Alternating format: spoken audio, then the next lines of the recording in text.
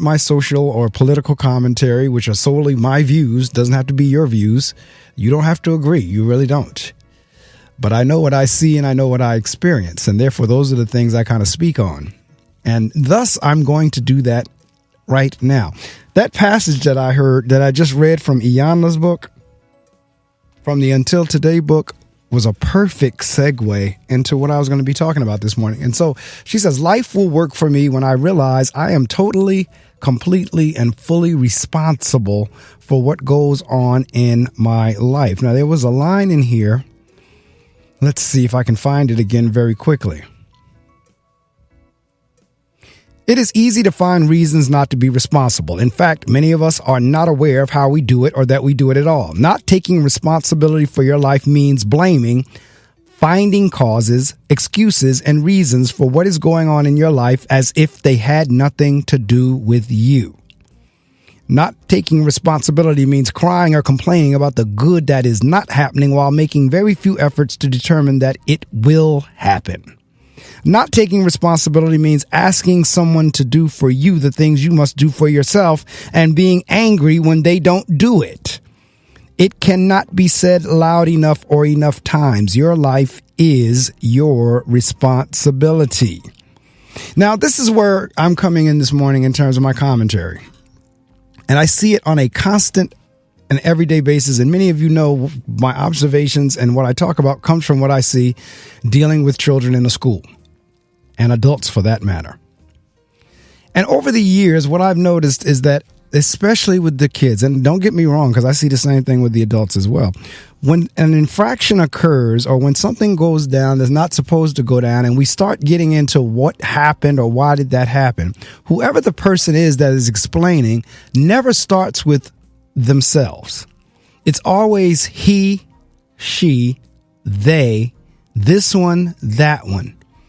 When the question was, well, what did you do? It's never started. The answer is never started with what that person did. No responsibility is taken at all. What I have noticed, and I've been saying for the last few days, and parents, this is going to us, those of us who consider ourselves good parents or not, because it's happening to all of us. Somewhere along the way, we parents in this because this generation that I'm seeing right now coming through and I'm talking about not just necessarily the millennials. I don't know where the age group starts, where the birth year starts for the so-called millennials. I don't know what this generation is called right now, but I do know with the population of children that I serve. And truth be told, and the reason that's why I said earlier, for those of us who consider ourselves quote unquote good parents, it's happening to us too. Somehow along the way, we have raised some of the most defiant children that I have ever seen in my life.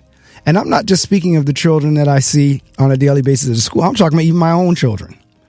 We have raised somehow, somewhere along the way, we have raised a society full of defiant children.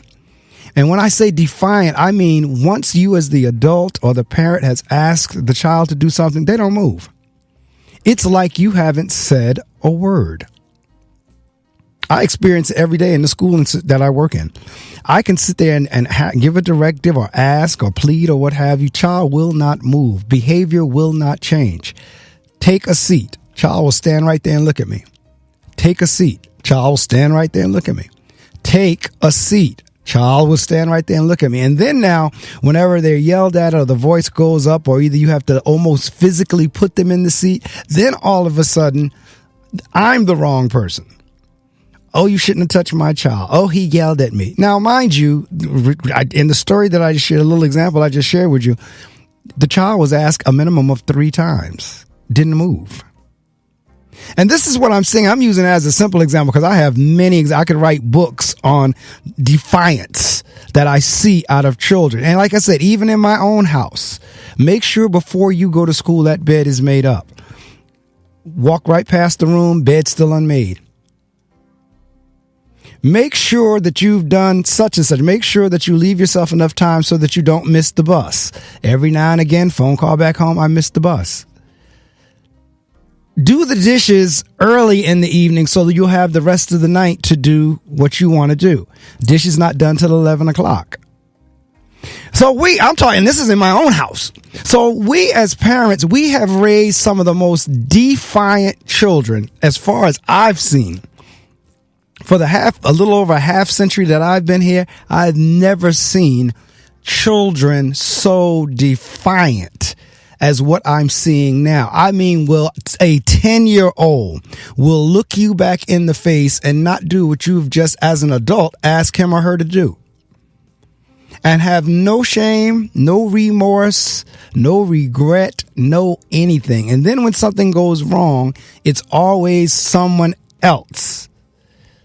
He, she, they. It's never me. Well, Mr. Medley, this is what I did. I hit that child. I ran. I was rough on the playground. Never. And then the parents will come in and go down this same stupid road. Well, what penalty did the other child get? I was sharing this story last night. I may have even shared it on the air when it happened a couple of months ago. And maybe it didn't. I don't know. But we had a child that had basketball. And the vice principal's, the child was doing something they wasn't supposed to be doing with the basketball. The vice principal takes the ball. Says, it'll be in my office. You can get it at the end of the day. Don't worry about it. I have the ball. Now, mind you, the ball shouldn't have been brought to school to begin with. That's the first thing. But if it was, child wanted to play at recess, we get it. All right, you know what? The ball now became a distraction. So the vice principal says, give me the ball.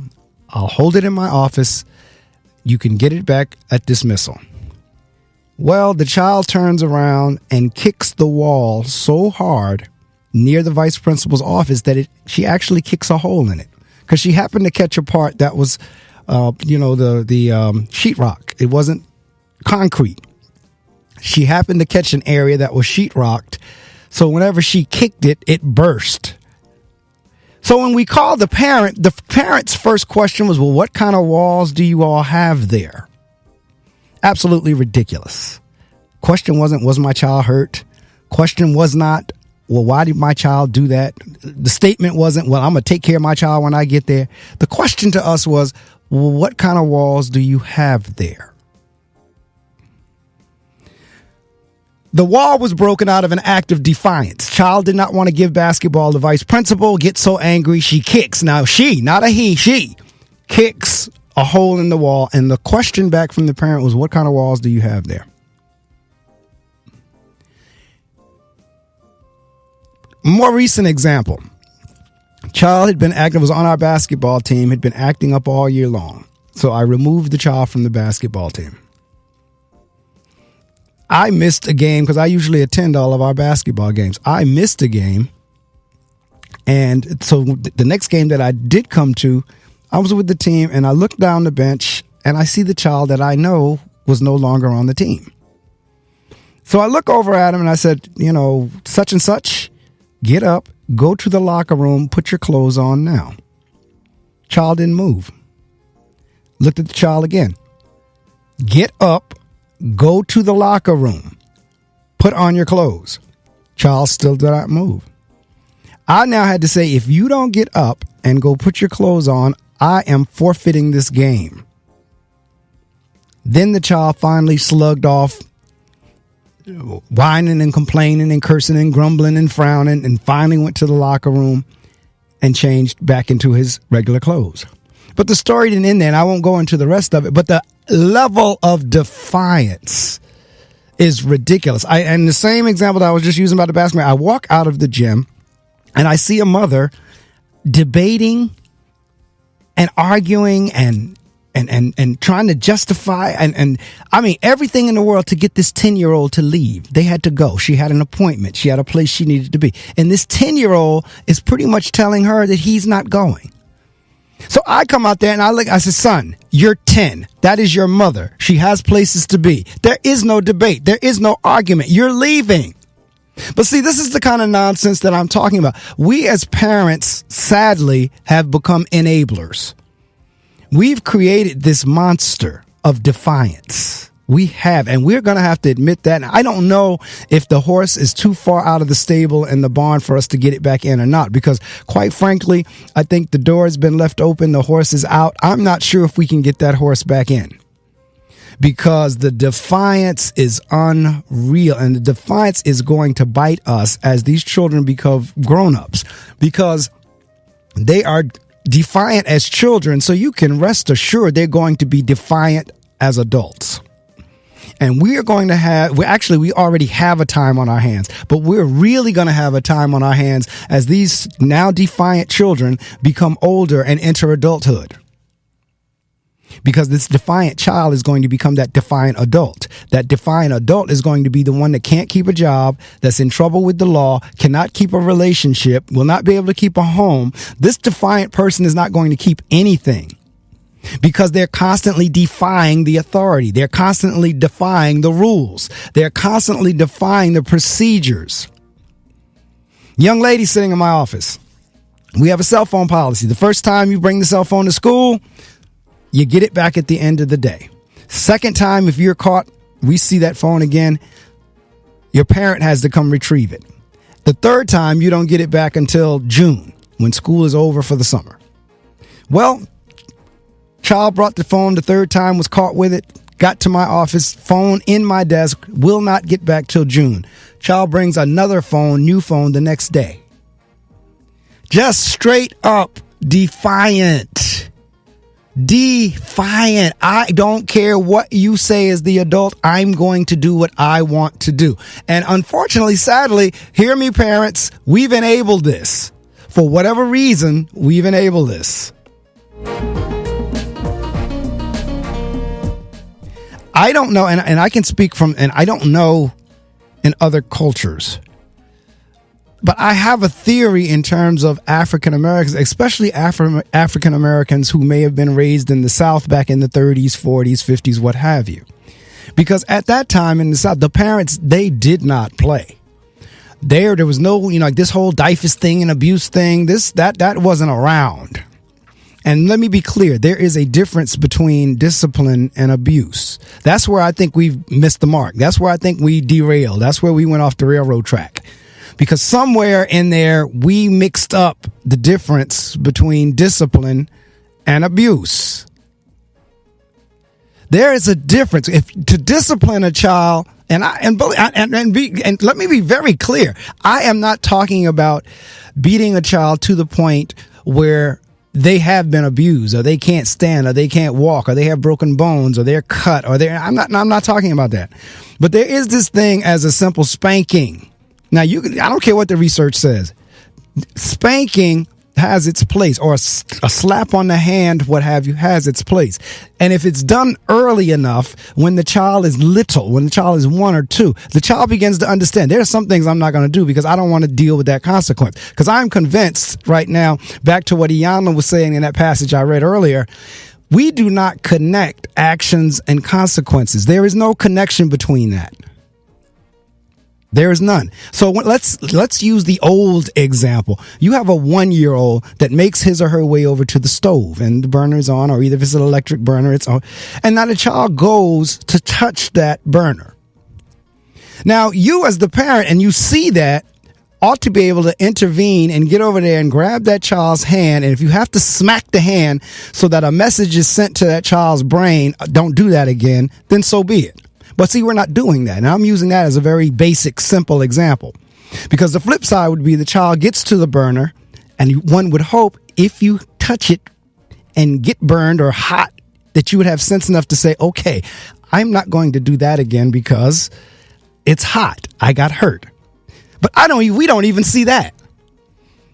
That a consequence such as that, and the child will go back and do it again. I got burned last time. Okay, so be it. I'm going to go back and get burned again. So it's like this really crazy situations that are going on, particularly with children. And these children are growing up being defiant teenagers and then defiant adults. So we've got this whole thing twisted between the difference between discipline and abuse, because you literally have parents who are afraid that their own child is going to call the Division of Family Services on them, what's known as DIFUS. You have parents who are afraid that to discipline their own children because they're afraid their children are going to call DIFUS on them. That's one of the most absurd and ridiculous things I've ever heard. I was serving in another school one time, and the child was in 6th or 7th grade. and was holding parties at 3:00 in the morning in their parents' garage with the parents home. And the kids are now falling asleep in school, and the parent comes and said, well, she was holding a party at 2 or 3 in the morning. And we asked the parent, well, why are you holding a party during the week at 2 or 3 o'clock in the morning? Well, she holds the party. It's, she holds it in the garage, and we're afraid that if we say anything or try to do anything, she's going to call DIFUS on us. I looked at it like, are you kidding me? And I'm giving you real world examples. Now, I'm not giving you names, but I am giving you real world examples. Like, you've got to be kidding me. A 6th or 7th grader is having her friends entertaining a party in the garage at 3:00 in the morning on a weeknight, and you can't say anything to this child because you're afraid that she's going to call DIFUS? Are you kidding me? I'm just using that example again as to say we're enabling this, and our society and some of the things that we've put in place has enabled what we're getting. That's why we're getting all this defiance, because the child has no wherewithal. The child has no connectivity to, if I do this, I'm going to get that.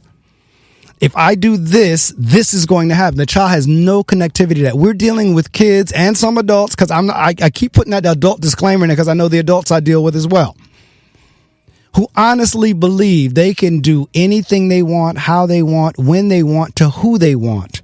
And then they expect to still receive good things. It goes back to this Iyanla passage. Crying or complaining about the good that is not happening while making very few efforts to determine that it will happen. Not taking responsibility means asking someone to do for the things you must do for yourself and being angry when they don't do it. So they defy, and then whatever's good supposed to happen to them don't happen, get angry with you. I've asked you 3 times to sit down. You haven't sat down, and now I have to do what I need to do because you wouldn't sit down, and then you get angry at me. It is absolutely mind-blowing. And parents, hear me again. We are the cause of it. Now, we're going to have to take some responsibility, be transparent, reflect, and do what we need to do. But somewhere along the lines, we missed it. Going back to what I was saying in terms of in the African-American community being brought up in the South, many of the African Americans who now reside in the North, migrated to the North, grew up in the South to very, for the most part, lack of a better term, strict parents. If the child got out of line, the parent had no problem with using what we call the switch or a belt or a hand slap or whatever. And again, difference between discipline and abuse. But I honestly believe, and this is totally a Mark Medley theory, I honestly believe a good number of people grew up and said, I'm not going to do to my child what my parents did to me. Not realizing what their parents did to them is what made them be able to come out the way that they did. All right. And now, because there was no consequences or anything with these children coming through the line, the next set did the same thing. They didn't now, because they didn't receive any consequences, they now would not know how to levy consequences to their children. And it's been on and on to the point where now truly children don't respect consequences. They don't know what consequences are. There's no connectivity between actions and consequences. There's no respect of person, title, age, gender, race, none. It doesn't matter your age or your title that you've asked a child to do something. The child will turn right back around you and tell you no. Sometimes they literally will say no. Most of the time is whatever the action is, they just don't do it. But every now and again, they'll turn around and look at you as if, no. I have seen 2nd graders tell a 60-year-old what he or she will not do. I've seen 5th graders or 4th graders tell me I'm not going to class. I've seen, like I said, the other day I walk out the gym door, the mother sitting there actually having a debate with a 10-year-old because she has to go. Absolutely absurd and ridiculous. We have enabled this aberrant behavior because this, I guess sadly is becoming more and more the norm, but it ought not be the norm. So I don't know who's listening out there. If you can hear the sound of my voice, like I said, agree or disagree. We are in a bad state because the level of defiance is off the radar. It's off the charts. And then now these same defiant children are looking at what the adults in government are doing from the president down. They're looking at that behavior and it's justified. As far as that kid is concerned, they can say, well, look at the president. Look how the president acts. Well, look how Congress acts. Look how the Senate acts. Look how our government, our leaders act. Because he's defiant too. Donald, there's somewhere along the line, I honestly believe, Trump has defiant disorder. So the children look at that and say, well, it's okay to be defiant. It's okay for me. But see, you can't have it both ways. You can't be defiant and still expect somebody to do for you. You can't be defiant always and then expect to get what somebody who's not defiant gets. You can't continuously be defiant and have the expectation that you are to receive the same thing as someone who does it the correct way or follows the rules or is trying to do it in the best of their ability without being defiant. They're doing what people ask them to do, and they're doing it in a good spirit. So, things should happen for them in the way they should happen for them. Versus someone who is constantly causing trouble, being defiant, not following the rules. It is a really warped thinking that I should be able to do what I want in any old kind of way to any old body I want, whichever way, whenever I want. And then still you're going to turn around and give me what I want. Absolutely ridiculous. We need to make some changes. I don't know how. I don't have the solution. I don't. I'm just throwing it out there for us to reflect and think about. We need to question ourselves. What is my role in this defiant person I've helped create? What was my role in this child becoming so defiant? How did I enable that? How did I aid and abet them in becoming this way? Because I'm not saying we should sit down and have a guilt trip or blame ourselves. And I'm not talking about that. But I am talking about, let's reflect to see what part did we play in this child becoming so defiant. Did we allow it? Did we throw up our hands and say, I just don't know what to do anymore? Did we become so afraid of DIFUS that we couldn't even administer discipline? Because I shared with you a couple of weeks, there's a difference between discipline and punishment. Discipline has the end goal to correct. Punishment has the end goal to get back, some retribution, to inflict pain. Two different things. Discipline is about teaching and correcting. Punishment is about inflicting pain. So if your goal is with your child to inflict pain, then yeah, you're going to fall in that DIFUS category. But if your goal is to correct behavior and to help that child understand, if you do this, you're going to get that. If you touch that hot stove, you're going to get burned. So I don't want you doing that again. So therefore, I'm going to slap your hand so that you'll connect that slap of the hand with your moving toward the stove. When my sister and I, just told you, she celebrated her 53rd birthday yesterday. When my sister and I were children, my mother had a bunch of knickknacks and things around the house. I don't even know if they use the term knickknacks anymore. But my mother had a bunch of knickknacks, all little things, little glass things, little things sitting around on the coffee table and on the shelves and the lamp table, so forth and so on. And my mother and father dared us to touch those things or to break those things. And they wasn't worrying about no DIFUS.